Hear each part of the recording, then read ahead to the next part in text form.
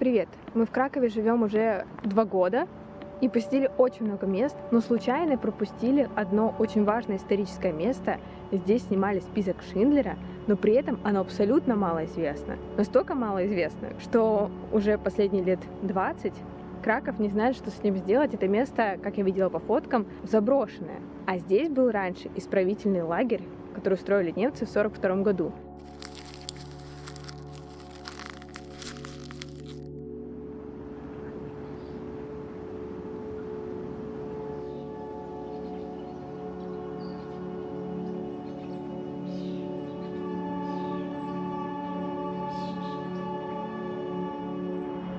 Вот здесь, если идти в эту сторону, то там находится под открытым небом музей, посвященный лагерю Плашек, о котором как раз-таки снят список Шиндлера.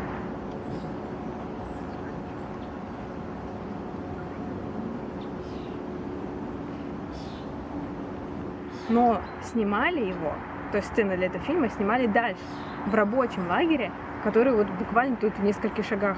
И мы пойдем его смотреть, потому что там вроде как вообще ничего не сделано с ним.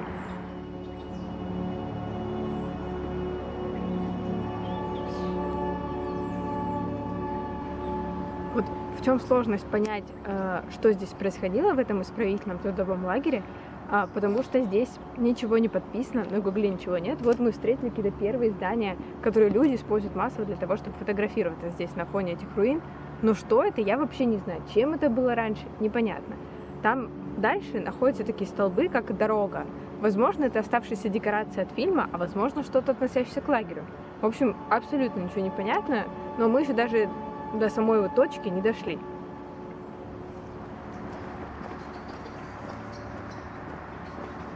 Что для меня удивительно, что почти 2 года мы приходим очень часто в одно место, называется Курган Крака, который вот находится вот от этой каменоломни в 20 метрах. И никогда не знали, что вот тут внизу такое историческое место. Но мне кажется, очень красиво то, как оно за время заброшенности заросло таким лесом. Это выглядит как постапокалиптический, или как это говорится, фильм, и показывает, как природа вообще берет свое.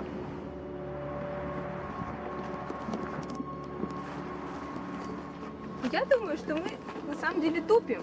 И наверняка здесь где-то нормальная дорога, но не может быть такого. Ну что это такое?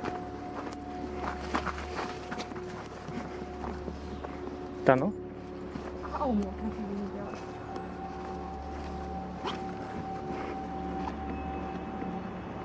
Я думаю, что это, скорее всего, может быть остатки типа каменоломни, которая потом работала, я не знаю, что это.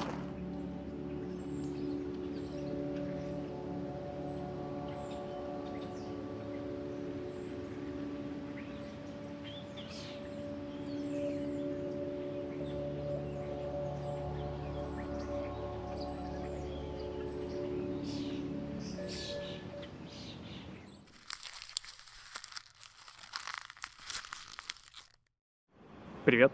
Оставшуюся часть расскажу я. Нам вчера с Леной не удалось доснимать оставшиеся места, потому что очень быстро стемнело. В этом карьере практически ничего не было видно. Поэтому я приехал на следующий день и решил набрать еще кадров, чтобы показать все то, что мы хотели. Что вчера вечером мы здесь были, что сейчас я приехал днем. Атмосфера в этом карьере, в этом месте вообще очень странная. Мне кажется, здесь ходят какие-то странные люди. Вот я сейчас приехал днем, и был парень, который просто ходил этого карьера и пел какие-то странные песни под музыку, а вокруг, не было никого. Некоторые фразы он очень громко прокрикивал. На самом деле, если смотреть на это место и его старые фотографии, то, как сейчас поглотила все природа, выглядит действительно очень впечатляюще. Вот я спустился на самое дно карьера, и там остались только небольшие тропинки, которые вот все окружены какими-то разными растениями, все очень плотно. Природа вот именно прям поглотила это место. Тут везде кишит какими-то букашками. Очень много то белок встречаешь, то каких-то разных птиц. Я здесь встретил сойку,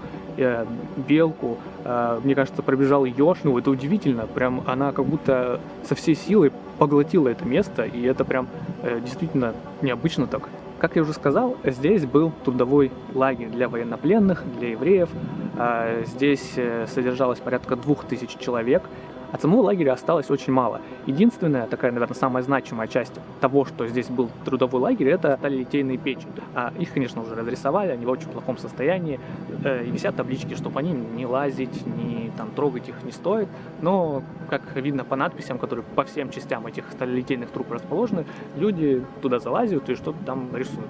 В этом лагере конкретно занимались переработкой, добычей известняка. Скалы, которые окружают этот трудовой лагерь, они, собственно, из известняка. И еще, тут говорят, со средневековья в этом месте что-то добывали, но прям фабрика здесь появилась в 19 веке. И сейчас это место больше известно жителям Кракова как карьер Либана. Он назван, собственно, в честь еврея, промышленника, который жил в 19 веке и, собственно, создал в этом карьере фабрику по переработке известняка. Этот известняк служил либо там для создания каких-то удобрений, либо просто для создания там фундаментов, строительных каких-то материалов и так далее. Как только началась Вторая мировая война, немцы оккупировали Краков, они на этой фабрике, в этом карьере создали трудовой лагерь для военнопленных, для евреев, для поляков. Здесь они уже были такой бесплатной рабочей силой, которые добывали известняк. Интересно, что сохранились даже фотографии того, как здесь работали люди. Для них немцы придумали такую жестокую вещь, как связывание двух ног у двух разных пленных. И таким образом пленные должны были работать постоянно скованные одной цепью. В конце войны, когда немцы уже отступали, этот лагерь решено было расформировать.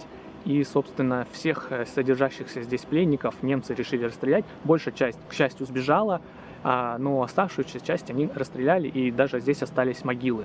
Но, как я уже сказал, из-за того, что здесь все заросло, я не смог лично найти эти могилы и найти информацию, где вообще эти могилы остались конкретно в этом карьере. Уже после войны, конечно, лагерь был расформирован, но сама фабрика продолжила здесь, в Кракове, работать до 1986 года. Еще один новый этап в жизни этого карьера наступил, когда сюда приехал Стивен Спилберг, и в этом карьере снимал фильм «Список Шиндлера».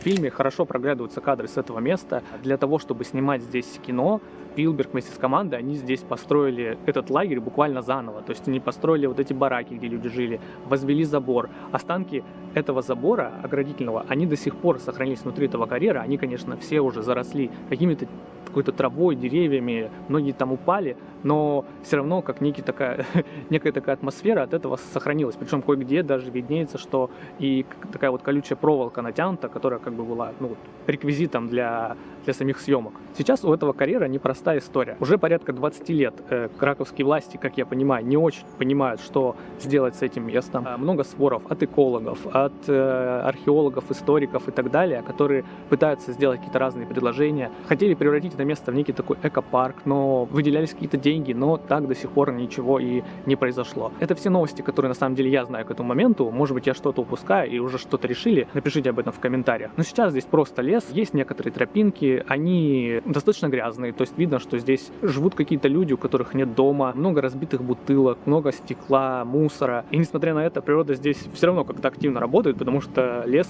преобладает над всем этим. Но на самом деле, придя в это место и увидя декорации от фильма «Список Шиндлера», да, я понимаю, что они не настоящие, но они все равно создали какую-то атмосферу того, что это место, оно пропитано какой-то вот такой страшной и тяжелой историей, что не хочется, чтобы это место было просто заброшено. Вот эти истории, которые мы знаем про лагерь Освенцим, про Краков-Плашов, про те истории, которые показаны в фильме «Список Шиндлера», они важны, и их не нужно забывать.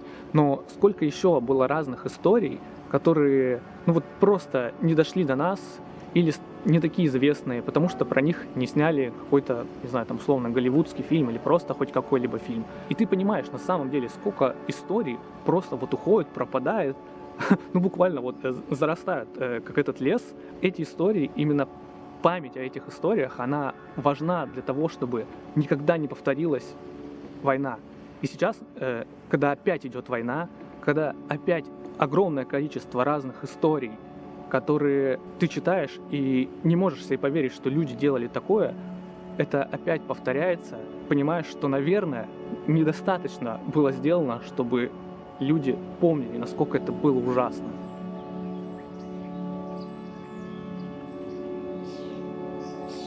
Я, наверное, все сказал.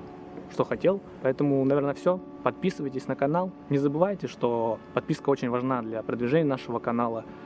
Ставьте лайк, потому что это помогает продвигать видео, и таким образом это помогает нам делать разных видео больше. Не забывайте, что у нас есть возможность поддержать наш канал на Патроните или здесь на Ютубе. Все, спасибо, берегите себя.